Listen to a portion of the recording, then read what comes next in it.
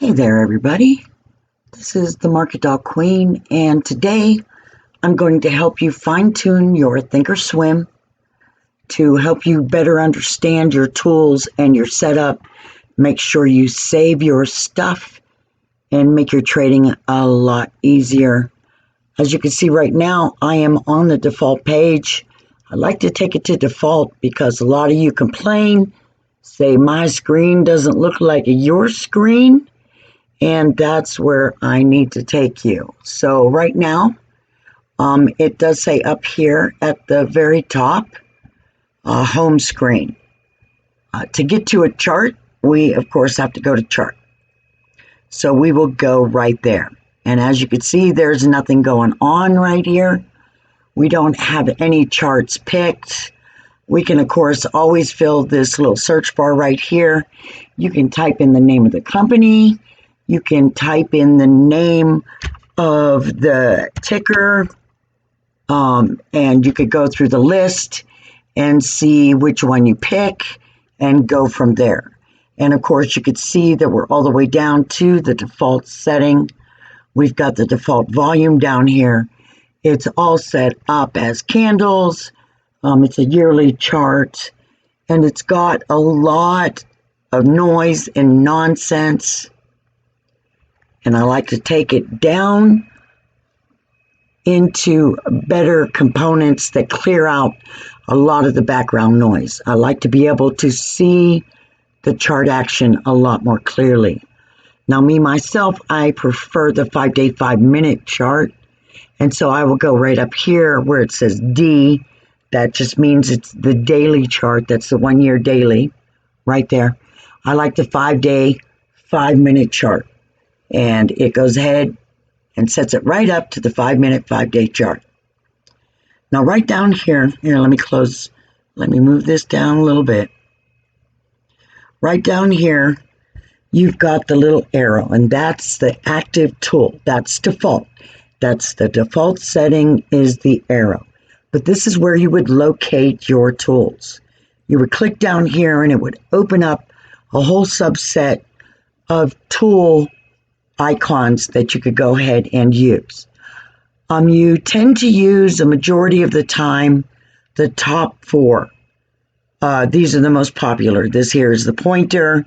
As you can see, it moves it around. Over here on the right hand side, it will give you the price point, and down below us, it gives us the time. So the cross point is always to the right is how much, to the bottom is the time. Now, of course, you click on that. The one beside that is the arrow. And this here, same thing, it does the time and the price, but you can go ahead and point everywhere. You could click on it, drop and drag, and it will open up the chart to just the section you dropped and dragged. Same thing. You can do it over and over again until you like it. And then, of course, the plus and minus sign down here, zoom in and zoom out. So we'll zoom back out into the 5-day, and we are flat right there. I'm going to go back here. The next one underneath is the trend line. And what you do for a trend line is you're looking for 2 points. So 2 points that you can connect, whether they be low, high. You just want 2 points to connect. And if I connect that one to that one, it goes ahead and puts that line right there. Now to customize this line, I just right click on it and then edit properties. That's for any tool or any study that you use. Click on it right there on the chart. Thinkorswim gives you that option as a shortcut instead of going into your studies menus up here or this studies over here. You could go to your drawings and your tools right there. There's many places to access your information, but the easiest I find, especially once you get it on the chart, is right click that sucker, hit edit properties, And then we go in here and then we can change it. We could go ahead and give it a name. We can put an arrow on it. We could put an arrow at the front, an arrow at the back. We could put an arrow on both ends. We could put a label on the thing. So when you click on it, it literally tells you right there what the pop-up just did. It pops up a little label. You can choose a place on the left, on the right, in the middle. I like in the middle, that way I don't lose it as the time goes on and the chart moves. You can show a label on hover. Like I said, this is completely customizable. The left extension, you could turn it on, you could turn it off. I actually like it off. The right extension, I like it on. No, I want the left extension on. I want it to go from one end to the other. You can customize the value points, the time frame. You can customize the color. You don't like those colors, go ahead and pick it yourself. If that doesn't work for you, go ahead and pick a hue. Go ahead and do saturation. Customize it any old way you like. As you can see, you can go on and on and on. I like to change the style of the trend line. You can choose to keep it a solid or a dash or dotted. I do like kind of a gray trend line because I like my VWAP to be as white as can be. So gray kind of makes it stand out from VWAP, and VWAP is not necessarily straight, whereas my trend lines are. And then I like it just a little bit thicker, and then I hit OK. And there it is. If I am hovering over it, it goes ahead and gives me the middle label right there. It also highlights it right there. I like that. We could do this as a trend line. I could also do another trend line and make it any old way I'd like. And then double click it right there. And there I have my two trend lines on there. These are very convenient. Another one that's very convenient is the price trend line, and that would be the price level. Like I said, the first top four are the ones that you're going to use the most. So we do the price level, we'll click on that, and anywhere you click, it's going to go ahead and tell you what that price point is. And there it's highlighted. If I don't like the highlight or the color of the line or anything like that, remember what I said. Right click it right here on the chart, hit edit properties, and go there. Now I don't like the color of my price line. Maybe I want my price line to be different. Maybe I want it to be pink, and maybe I want it to be solid. I want the left extension on. I want it to go all the way, all the way. Show the name to the price line. As you could see, right here, it's on the right-hand side. It will always stay on the right-hand side, or you could choose on the left-hand side or do not show. I go ahead and leave it there right on the right-hand side so it doesn't interfere with other candle action that I'm looking when I go back in the time frame. And then I make sure I hit OK. And now it's changed. As you can see, it's now pink. I want to edit properties again. I do not like that pink. I need this to pop quite a bit more. I need some brightness, some color. Usually it just takes experimenting. So now I'm going to change it to yellow, and that will change all of this, the line and the words themselves, to yellow. Show the price on the right, on the left, okay. And then we hit OK, and now it's yellow. And as you can see, it lights up much better. It's much easier If I were to light it up, you can see it right there. I do like that a lot better.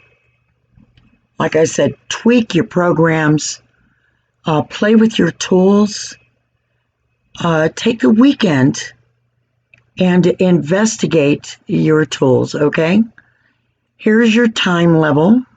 Here, let's go ahead and I'm going to remove drawings. Like I said, right click. You can duplicate it, you can remove it. You can cancel the left extension, the right extension, you can create alerts.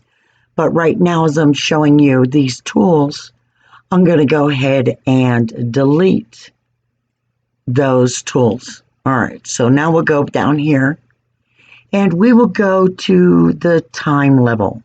And this here will pick this, and I like it to pick, let's stop, time level. And then you pick that, you pick your time frame that you're looking at, and then click that. Not giving me what I want.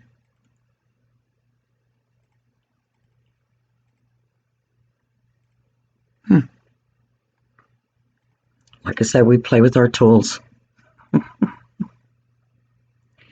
The T is text. That you can write anything you want on your chart anywhere. Okay, so if I were to, if you hear me talking about the trades that I get into, I like to mark on the chart exactly where I bought in. Say I bought an option right here on this candle, I would click right there, and then I would say that I bought a $100 call, expiring 6/18, and I would say I bought it at, oh, I don't know, I'm just putting it there, okay, as $1.15, and then I would hit OK, and that's what it would say. But it prints it out like this because I've already customized my text. I like it to be yellow. I like it to be bolder. And to do that, what do? We right click and edit properties. Here, I can change it to, I could change it to whatever font I want. I could change it to any color, any size. I can make it bold. I can make it italic. There's so much here that I can customize. But as you can see, I used the regular font. I changed the color. I've increased the size. I like it to be a bit bigger. And I like it to stand out like that. So I said OK. And that's where it sets up. So I do like it that way. Anytime I look at my charts, I can go back at a glance and I can see exactly where I got in. I can see the candle action right now. Say I got in right here, and this is right now. We can see that I'm definitely bag holding that alert if that was the case, okay? And this is my hint to you.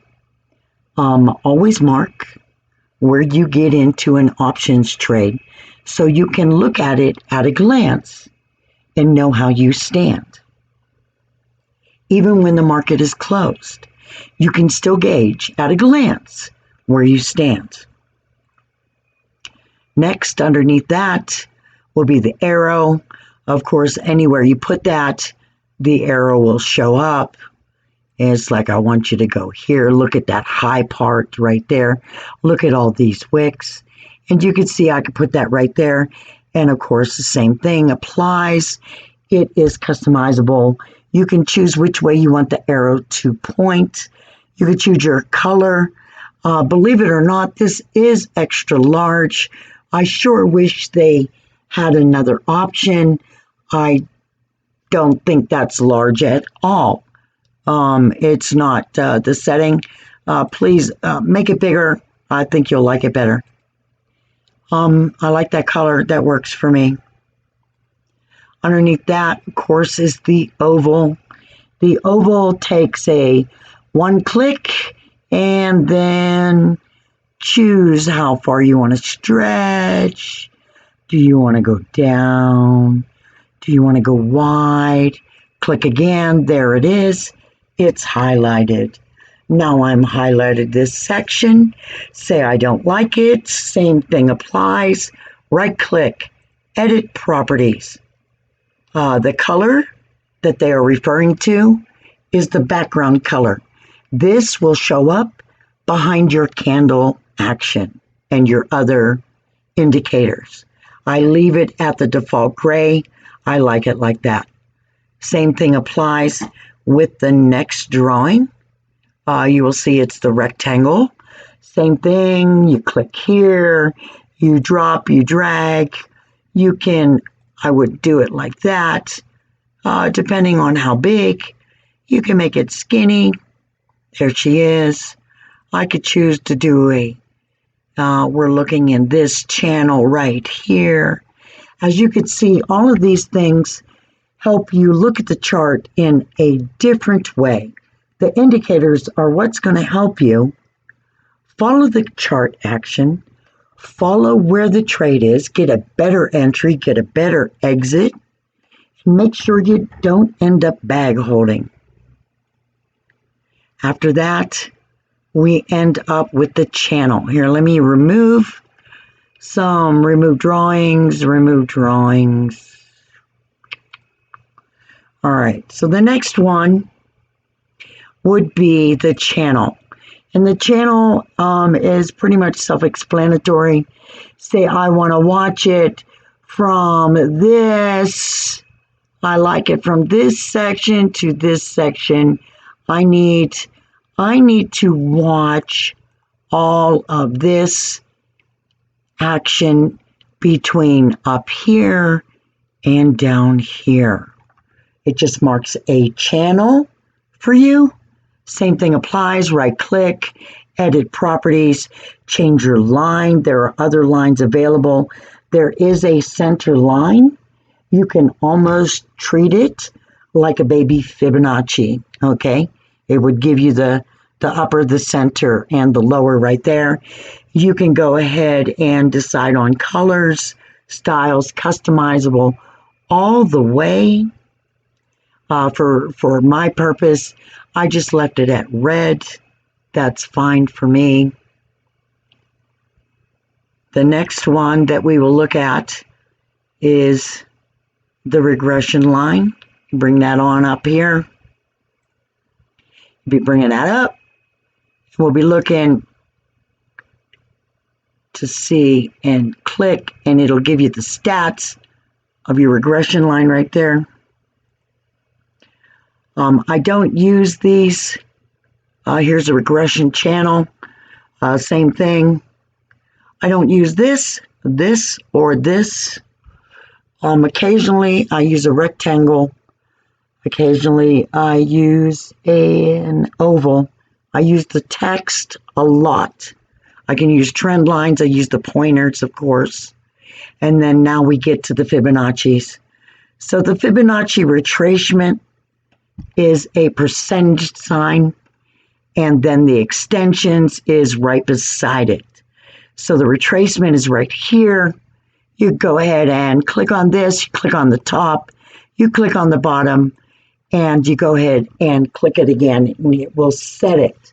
I have customized my Fibonacci's. There are a lot more lines available. We right-click this, go to Edit Properties, and as you can see, I clicked off the 22, the 0.78, and the ones above 1. And then I changed, I want this to be in the gold zone, the center to be gray, and the 0.61 in the golden zone. I like that. I like the golden zone right here in the center. I went ahead and left it like that so I could show you how I do it. I do leave the center as a dotted line. I customize that also. And then I hit OK. And there it is. Here is my golden zone. There's my Fibonacci's. Of course, the same. applies in the opposite, work your way from the bottom, go to the top, click your zone, and the same thing works here. Now I'm going to edit the properties, and I didn't save it as default. And that's another thing that I wanted to show you. Since I wanted to change the color to match my golden zone, and it's right there, I changed the color. I was going to hit OK, but I'm going to save this as default. I've clicked off the lines I don't want. I've changed the colors I want. I've got it set just the way I want. Now I'm going to save it as default. That way, every time when I click it and put it on the chart, I don't have to redo it every time. So now I'm going to save this as my new default setting. It's now saved as default. I'm going to hit OK, and there we go. I will get rid of the Fibonacci's that I have on there, so I can show you that, yes, here, let me go from the top. I'll go to this from the bottom to the top, and as you can see, my Fibonacci's are now my default setting, just the way I like it. This is very important. Very important. There are many places to save your work, so to speak. One of them would be style. And you would set save style. And then you go ahead, give it a name, and then click save. Another place right up here in setup. You go click up here and you hit save workspace. Always find places to save. The studies, when you go there, save study set. Anything that you alter, that you change, find the place that you need to go. Even if it's here, hit apply, and you're saving. You want to save, you want to hit apply. Always save your work. It'll save you a lot of grief. Underneath the Fibonacci's, there's a Fibonacci time series, extensions, fans, and then all the way at the bottom is the Andrews Pitchfork. I do like the Andrews Pitchfork, okay? Now let me right-click this off. I will remove the Fibonacci's. The Andrews Pitchfork is fairly simple. It's the ABC pattern, low, high, and low. And then the Andrews Pitchfork, go ahead and load. This is the default setting. Andrews Pitchfork on TradingView is a lot fancier. It's got nicer colors, it's bigger, and it also gives you better definition of your magnet zone. You can right click on it and edit properties, but it pretty much is, you could go ahead and add curves and make it comparable to the Andrews Pitchfork that you find in TradingView. Now, I just added more lines. I didn't give them their percentage. Okay, you would want a half and all of that. And remember, you would save it as default and you would hit OK, and then that would apply. And then the next time that you would use Andrews Pitchfork, you would hit it low, high, and then low again. And then after you had set all your lines, they would then show up. That's really the only tools that I use. I use the top four. I like the text. I like the arrows, of course, the ovals, the rectangles, and I use Fibonacci's, and then all the way down to Andrews Pitchfork. Of course, all of this is up to you. You pick what works for your trading style, your strategies. Use the tools in your trader's toolbox. I'm telling you, this helps you see your trades better. If you're looking at a naked chart, I mean, a lot of people trade a naked chart, don't get me wrong, but I myself like to use the tools, and I really appreciate the tools available here in Thinkorswim.